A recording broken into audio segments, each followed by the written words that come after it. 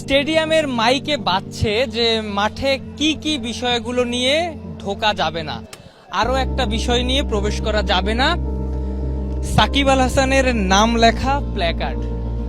শুধু সাকিবের নাম না, সাকিবের যে জার্সি নাম্বার 75, কোনো প্ল্যাকার্ডে যদি ওই 75টাও থাকে তাহলে সেই প্ল্যাকার্ডের স্থান হবে মাটিতে। এভাবেই নিরাপত্তা কর্মীরা প্ল্যাকার্ডগুলো ছুঁড়ে ফেলছেন।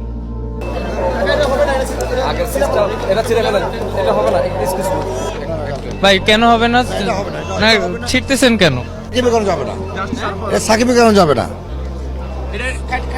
সাকিবের জন্য যাবে না, কারণটা কি? কারণটা সাকিব কারণটা যে খেলোয়াড় যাবে না ছাড়া অন্য কেউ থাকলে এটা বেমানে দেখাচ্ছে না। বেমানানটা কেন? তুমি তো সাকিব বাংলাদেশের সবচেয়ে বড় ক্রিকেটার, এবং আমরা বিসিবির সঙ্গে যত কথা বলেছি তারা বলেছে সাকিবের নাম থাকলে কোনো সমস্যাও নেই। সেটা আসলে আমরা গেট পক্ষ আমরা জানি যে এটা যাইতে মানা করছে, এতটুকু জানি আমরা, আমাদের চেয়ে বেশি কিছু করার নেই।